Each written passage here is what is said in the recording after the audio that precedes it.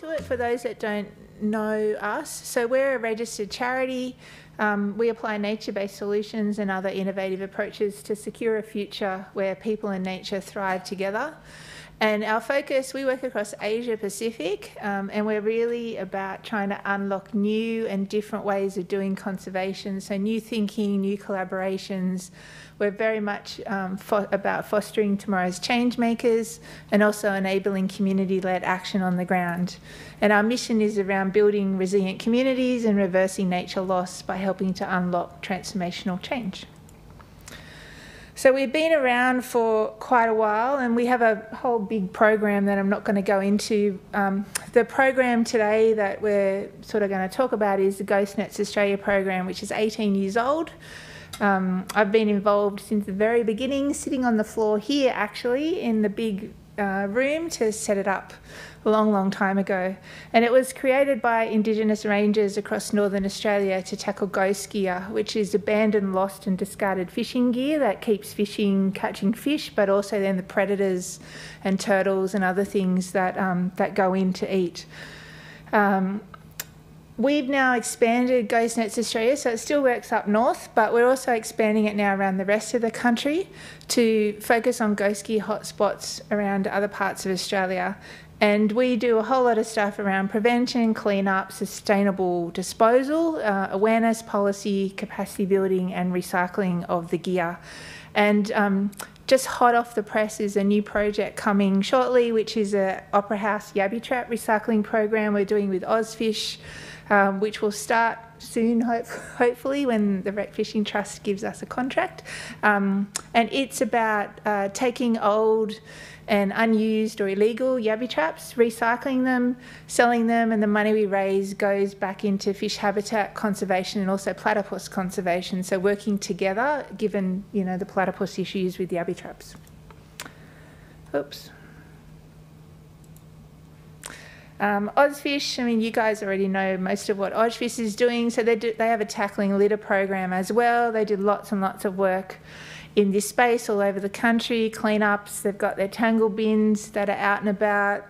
Lots of work around whole of litter river prevention strategies.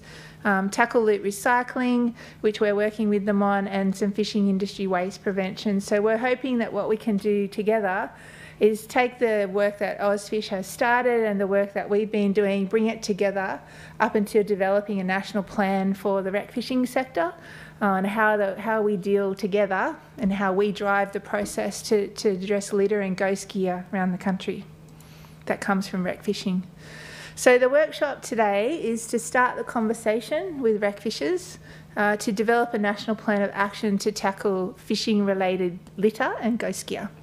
And given, as I said, this is the first workshop, this is the first discussion we've had, we're also looking for input and guidance as to how you think we should run this process, how we should engage, who we should engage with, you know, what a national consultation process should look like. So the question is, why are we doing this? And there's a few reasons. I did some work, I used to be a consultant, I did some work in 2015 for the World Animal Protection Society that was running the Global Ghost Gear Initiative at the time, and they wanted to know where else in Australia do we have a ghost gear problem. And so I did a big desktop review of all the data and everything that was out there, and what was quite surprising to me is that other than Northern Australia, which is foreign fishing gear, we actually have the second biggest contributor to ghost gear is coming from the recreational sector, because there's 5 million of us, and that's a lot of fishers, and it's mostly centred around urban areas. And so that I was really surprised by that. I had no idea. So that's partly what's had me wanting to do something about this. And we know, you know, lots of beach and river cleanups, and even when you go fishing, you see lots of rubbish laying around, bait bags and tangled bits of fishing line and all that sort of stuff. So it really is horrible to see. The thing is, we don't know the scale of the issue. So we know we've got 5 million rec fishers. Collectively, could be a huge issue. We don't know, right? There's really little data in this space. There's some stuff happening internationally, but we haven't really looked at it much here. But it is recognised as a challenge by the industry. We know there's lots of stuff that happens in Sydney where there's often, you know, wreck fishers are on the verge of losing access to public wharves to fish and so on because of the rubbish and the way the tangled line and stuff that's left behind, and it impacts on our fishing experience, right? So it's not good at the best of times. And we know that most fishers are concerned with litter in our waterways and its impact on fish and their habitats. And so as environmental stewards, there's lots of things we can do. And so this is a process that Cass and I are kicking off to try and lead the process and drive it forward. So we really want to work together with the wreck fishers all over the country to understand the issue and to implement actions that are going to address the problem, help raise awareness, and make our fishing, fun and have clean rivers and so on going forward. So that's why we've decided to do this. And here's some gory photos. So the yabby, this is a crab trap, but, there's yabby traps, kill platypus, we don't need to go into it. We know it's horrible. But, this is just like some of the rubbish that's left around. And it's not a good look for the wreck fishing sector who are trying to be stewards and, do the right thing for those that do the right thing. So what we want to do today is use this session as a consultation process. So we want to have a bit of a workshop. So we've got 3 questions we want you to have a think about, and we're going to get you to form into breakout groups, which is a little bit hard with the design of the room. But what I would ask you to do is to form into 3 groups. So probably like this group here down to Patrick would be 1. The group up the back could be 2, and you guys could be 3. And we want you to spend some time thinking about these questions. And we obviously don't have a lot of time, right, for this workshop. It's only an hour. So this is the start of a process. So you don't need to go into it in too much detail because we'll do lots more of this. But firstly, we want you to have a think about what are the priority issues that you would want to see in a national plan of action. What should the plan focus on? The second question is, what are the priority actions needed and where are the potential opportunities for solutions? So just this is a brain dump to help give us ideas as to how to design what we want to do. And then the final question is, who needs to be involved and where do we focus?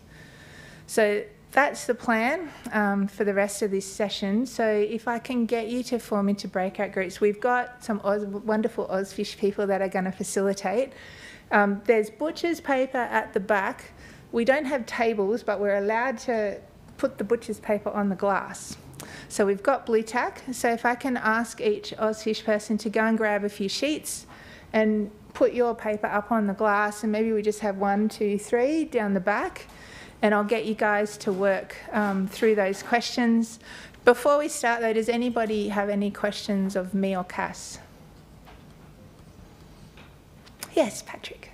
What's the scope of litter? What do you define?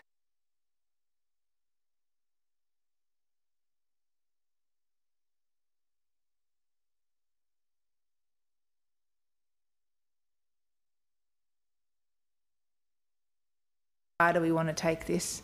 Because obviously there's lots of other rubbish in the rivers, which is bad, and wreck fishers clean that up too. But I think that's up for debate as to how broad the scope is. But generally, it's litter and ghost gear generated by wreck fishers.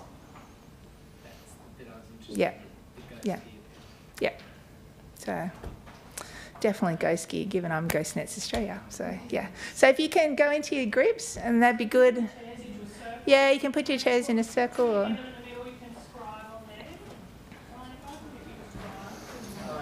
I'm good. How are you?